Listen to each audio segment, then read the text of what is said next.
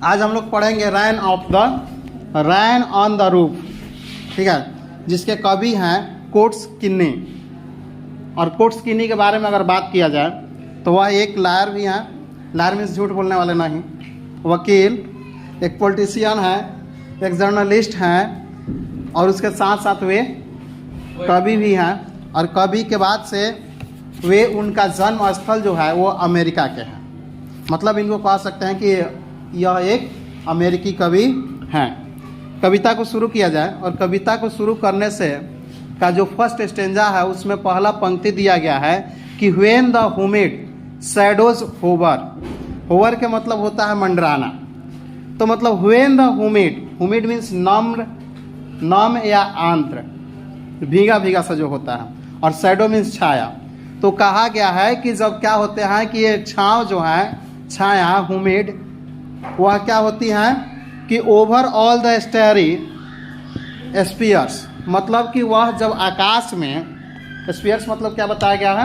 आकाश, word meaning सामने लिख दिया गया है। और लिखने के बाद से यह बातें बताई जा रही हैं कि जब तारे भरे आकाश में नम्र छायाएं जब मंडराने लगती हैं, जब नम्र या क्या कहते हैं नम्र कहला जा रहा है, क्या करने लगती हैं, मंडराने लगती हैं। एंड द मिलनकोली डार्कनेस, और ये जो डार्कनेस जो है वह एकदम उदास रहती है, मतलब उदास भरी डार्कनेस या उदास डार्कनेस, वो क्या करती हैं, जेंटली वीप इन रेनी टीयर्स, वह तुरंत क्या करने लगती है कि वर्षा के आंसू रोना शुरू कर देती है। आपका जो फर्स्ट क्वेश्चन दिया गया है इस पोएम में, वह क्वेश्चन यह है कि how does the darkness show it's sadness, मतलब कि अंधकार अपने दुख को किस प्रकार से प्रकट करता है। तो वहाँ पे हम लोग आंसर उसका लिख सकते हैं कि अंधकार अपने उदासी को आंसुओं, मतलब वर्षा के आंसू के माध्यम से प्रकट करता है, बहा करके प्रकट करता है। उसके बाद से यह भी बात बताया गया है कि what a bliss to press the pillow, और ये यहाँ पे एक ब्लिस शब्द का प्रयोग किया गया है जिसे हम लोग फन कह सकते हैं। उनको आनंद आता है, कवि को इस बात पे आनंद आता है, फन करते हैं क्या करने में, तो प्रेस द पिलो, तकिया को प्रेस करने पे, दबाने पे। कब, किस स्थिति में, तो लिख रहे हैं कि of A cottage chamber bed, वह उनकी जो घर है, जिस घर की ये व्याख्या किए हुए हैं, पूरा जो पोयम इससे क्या कर रहा है, रिलेट कर रहा है। उनका घर एक करकट का है, जिसकी छतें करकट की बनी हुई है, जिस पे बारिश की बूंदें जब पड़ने लगती है तो उस स्थिति में वो आवाज़ करता है, शोर करने लगता है, और उसी शोर को करने की वजह से शोरगुल करता है बारिश की बूंदें। तो वही वह कहते हैं कि जब बारिश गिरने लगती है छतों पे और उससे जो आवाज़ उत्पन्न होता है, तो एक वैसे घरों में सो करके और तकिया को दबाना बहुत ही फनदायक होता है, आनंददायक होता है। And lies listening to the patter, और कह रहे हैं कि लाइज होता है लिसन करना, मतलब उसकी जो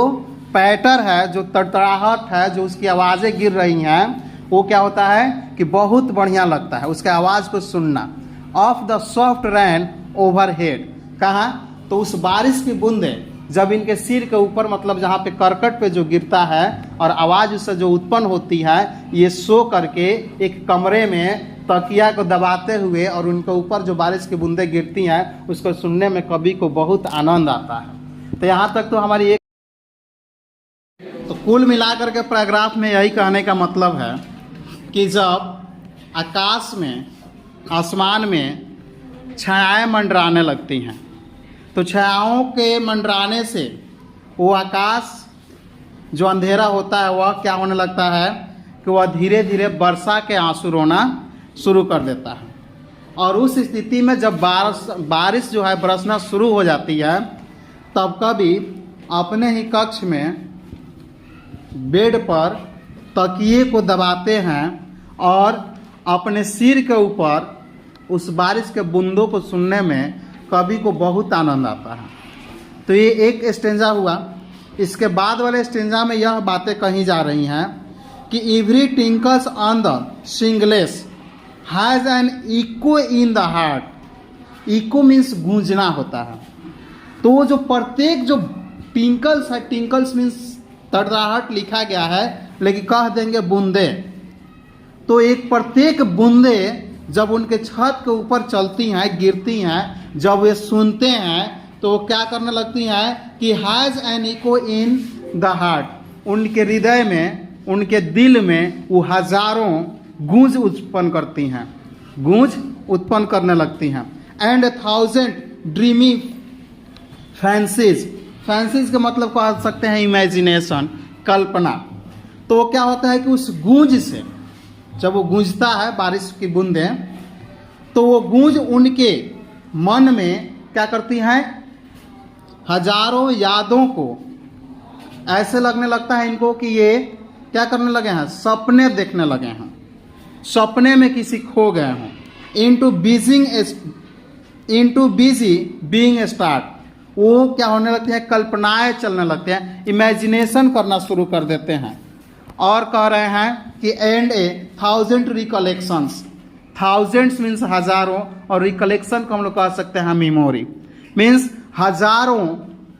संख्या में इनके मन में क्या होने लगती हैं, यादें आने लगती हैं, यादें बीते हुए समयों को याद करने लगते हैं। और कहते हैं weave their air threads into roof, और वहाँ की जो एयर हैं वो क्या करते हैं, थ्रीट्स करती हैं हवाओं के माध्यम से उफ को, मतलब कि वो एक तरह से डराने या धमकाने की, ताना बाना मारने की कोशिश करने लगती हैं। और वो क्या होता है, of the rain upon the roof, एक लाइन मिसिंग हो गया, as I listen to the patter of the rain upon the roof. कब ये ताना बाना मारने की काम करने लगती हैं हवाएं, जब इनके यहाँ क्या होता है, बारिश होने लगता है, और बारिश के दौरान इनके छत पे क्या होती है, वो जो बूंदें गिरती हैं, तो बूंदों के गिरने से सबसे पहले स्टेंजा में तो ये करते हैं, इनको बहुत आनंद आता है, ये सो जाते हैं, तकिए को प्रेस करते हैं, और वो बूंदों का गिरना उन्हें बहुत अच्छा लगता है, इंजॉय करते हैं। और दूसरके में यह बता रहे हैं कि उस बूंदों को गिरने से इनके मन में हजारों कल्पनाएं, ऐसे लगने लगता है कि स्वप्न देखना शुरू कर दिए, उस तरह की आने लगती हैं। उस हजारों यादों में वो क्या करते हैं कि हवाएं जब भी बहती हैं तो वो बह करके इनको ताना मारना शुरू करती हैं। ये सब कब होता है, जब इनके छत पे बारिश की बूंदें गिरना शुरू करती हैं। तो ये सेकंड स्टेंजा हुआ। उसके बाद से थर्ड स्टेंजा में ये बताया जा रहा है कि now in the memory comes my mother,